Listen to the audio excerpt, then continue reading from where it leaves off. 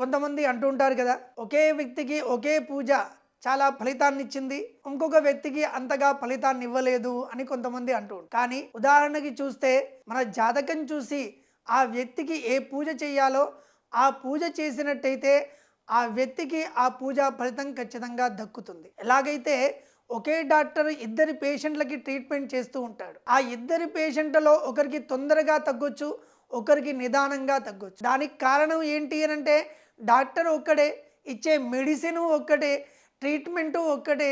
అయినా ఎందుకు నిదానంగా అయింది, ఎందుకు తొందరగా అయింది అంటే ఇచ్చే మెడిసిన్ అనేది తన బాడీ తొందరగా తీసుకుంటూ ఉంటుంది.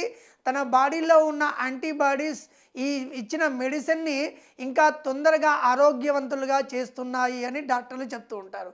అంటే ఇచ్చే మందు ఒకటైనా, ట్రీట్మెంట్ ఒకటైనా, డాక్టర్ ఒకటైనా ఈ తీసుకునేటువంటి రోగి లక్షణాలను బట్టి ఎంత తొందరగా రికవరీ అవుతారనేది డాక్టర్లు చెప్తూ ఉంటారు.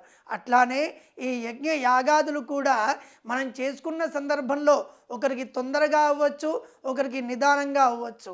దానికి కారణం ఏంటి అని అంటే వాళ్ళ వాళ్ళ జాతకానికి మనం చేసే యజ్ఞ యాగాదులు అనేవి సపోర్ట్ కావాలి. ఎట్లా అయితే రోగికి ఔషధం సపోర్ట్ అవుతుందో జాతకుడికి, ఎవరైతే చేసుకునే వ్యక్తికి, యజ్ఞయాగాదులు చేసుకునే వ్యక్తికి చేసేటువంటి పూజలు సపోర్ట్ అవుతాయి.